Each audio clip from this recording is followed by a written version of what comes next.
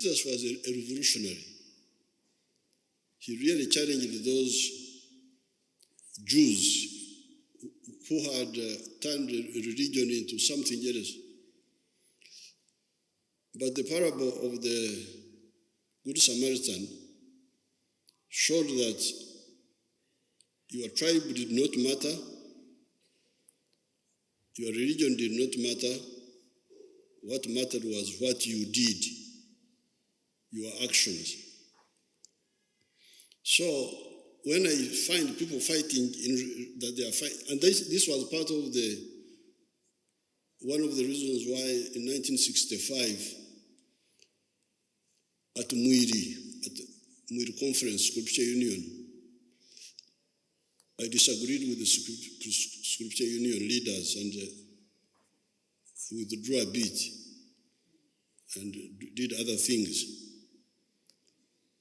The part of this was bigotry, chauvinism,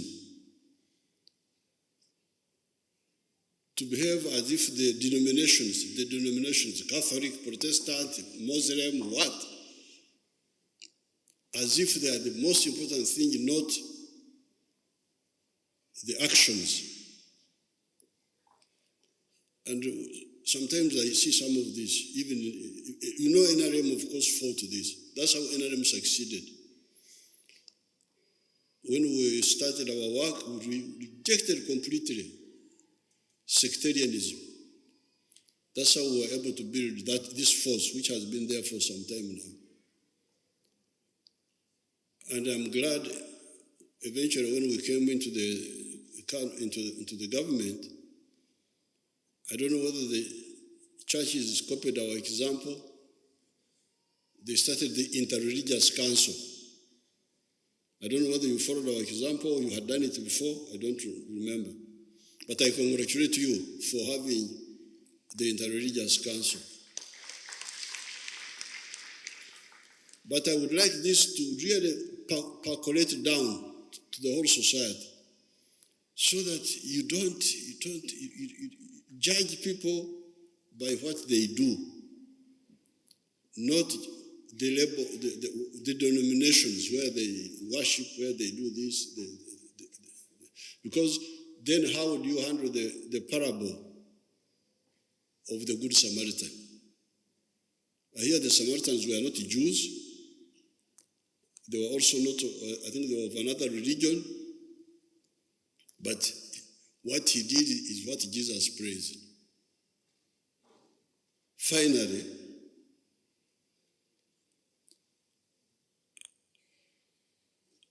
I discussed with Maama when we saw the good thing here.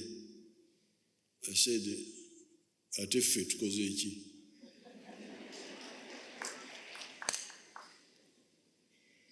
Then we agreed that from our cows, not from the government budget, but from our cows, we contribute 100 million shillings.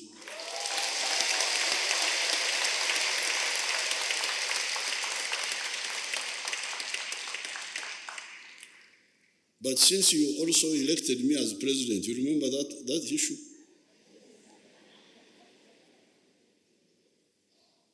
Some 3 years ago, you said, "Aveo."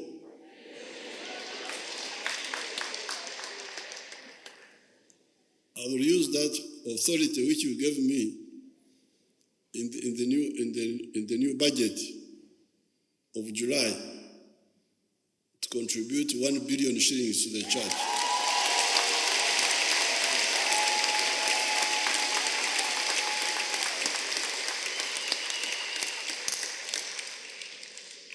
Today is All Saints' Day, celebrated all over the world in the church calendar. And as the diocese, we decided to celebrate it uniquely as you have seen. Thank you for sacrificing your time to be with us, especially the guest of honor. Thank you very much. You have given the All Saints Cathedral congregation great motivation and joy. Thank you very much for your moral and financial support. Thank you so much for supporting us to clear the Janani Room Church House debt. Now we are debt free.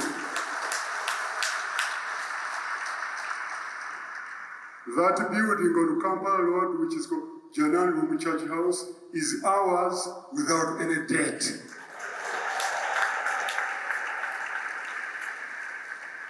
And we thank you so much, Your Excellency, even for directing the Minister of Finance to compensate us for our land at Entebbe and at Makerere. That would help us out. And I request that the government clears our remaining compensation of 21 billion for Makerere so that we do our mission. They cleared the other day. This financial year, we were not considered. I think I have been advised that we can see how we can calculate it so that we have our interest calculated. Your Excellency, just behind here, just behind the cathedral, just here, there is a piece of land which is on sale at 90.3 billion Uganda shillings. All of you, I want to request you to pray and support us so that we purchase this land behind us for purposes of operation as the cathedral. Your Excellency, just on 29th October, we were in Busoga and celebrated the day of Bishop Harrington, the first bishop of the Church of Uganda, who was killed by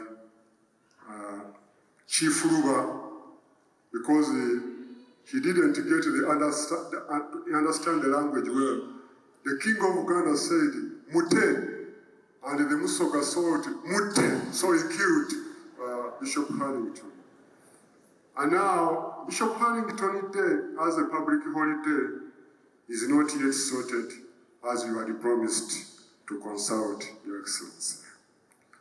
Once again, I thank you all for honoring our invitation, for your patience and great support towards God's work, and also the support you have given us. Allow me to appreciate Bishop Harrington Mutebi for the great work he has done. From starting in 1912 as a church for chaplains of the British colonial hospital that accommodated a small number of worshippers as they were, to today, when it has grown into a cathedral for hundreds of thousands of Christians in the diocese of Kampala. This growth mirrors the change in Uganda's nation has improved. This grand edifice, this grand structure down here, stands as a testament to our collective faith, resilience, and commitment to creating a space that accommodates our growing congregation. The journey, which began as said a moment ago, in the late 1990s, due to the need for more space, has accumulated in our business structure that can seat more people, featuring modern technological designs, while echoing the physical essence of its predecessor. The new cathedral features several unique architectural elements. It is designed as a post-modern six-sided building, which includes a 45-meter bell tower that echoes architectural features from the old church. And the structure now, the new one that's open today, is 10 times bigger than the cathedral that has provided in the old church.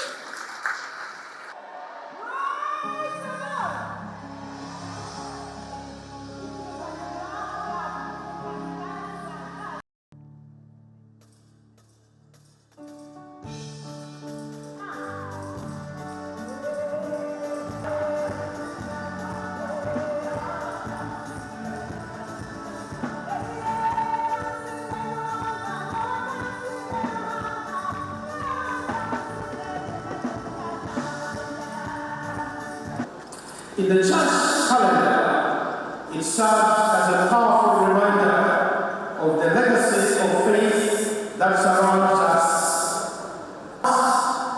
All Saints Day, 1st November. All Saints Day is celebrated on November 1st. And when you come, you find a very clear stamp or footprint. And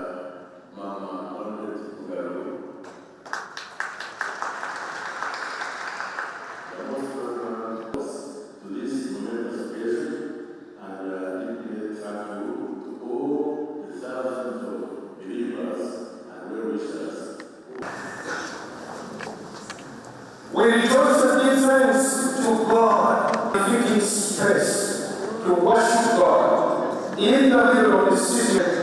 We gather for the consecration and installation of our fifth assistant bishop.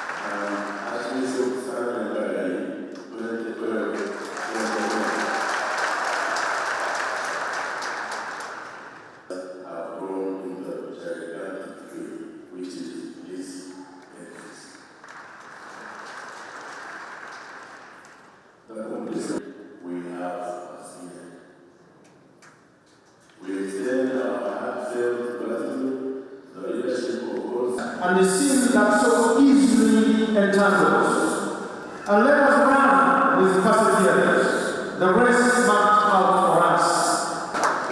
Sadly, we gather for the making of deacons and the making of priests, offering us for forgiveness and the promise of new life to run the race with perseverance. Is God, Jesus. That is the momentous news from the Bible.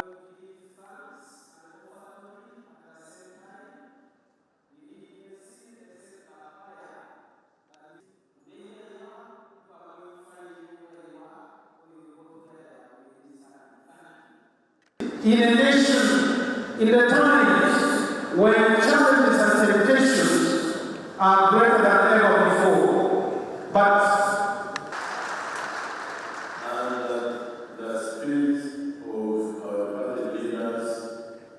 we are reminded of the ultimate sacrifice that Jesus made for us on the cross, the destruction and sins that hinder our walk with Christ. I believe it is the right thing to do to recognize and appreciate the leadership of the church in this general room 74, 77, as well as 77.